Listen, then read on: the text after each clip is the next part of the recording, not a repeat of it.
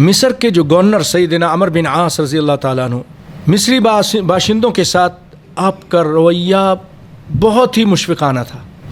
آپ سختی کے ساتھ ان سے ٹیکس وصول نہیں کرتے تھے، بلکہ زرعی پیداوار کا اندازہ لگاتے، مناسب ٹیکس وصول کرتے. ایک تو ایسا ہوتا نا بھائی پیداوار کم ہو زیادہ ہو ہمیں اتنا چاہیے، نہیں، اب دیکھتے تھے کم ہے تو کم، زیادہ ہے تو زیادہ، اس کے حساب سے. اور سیدنا عمر بن خطاب نے ایک مرتبہ ان کی سرزنش کی کہ بھائی پیسہ کم بھیج رہے ہو، جو ٹیکس ہے وہ کم آ رہا ہے، تو اس کی کیا وجہ ہے؟ تو آپ نے جواب دیا کہ اس کی وجہ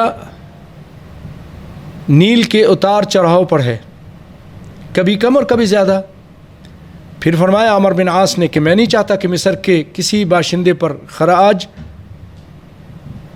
کسی باشندے سے خراج وصول کروں ظلم کر کے، یہ نہیں کر سکتا.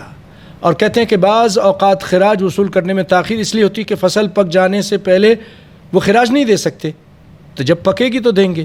اور تیسری وجہ یہ ہے کہ مصری باشندے کثرت سے اسلام قبول کر رہے ہیں، تو جب وہ قبول کریں گے اسلام تو پھر ٹیکس کیوں دیں گے، وہ تو مسلمان ہو گئے.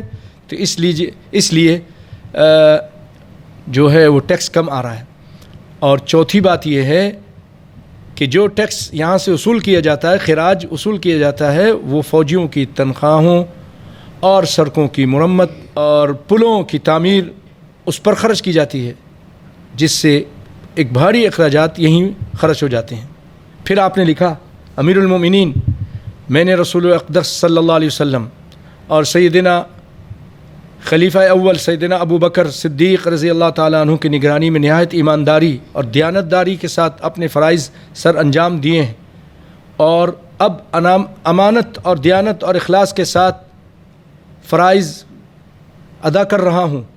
آپ مطمئن رہیں، میں کبھی بھی ایسا طرز عمل اختیار نہیں کروں گا جس سے آپ کو مایوسی کا سامنا کرنا پڑے.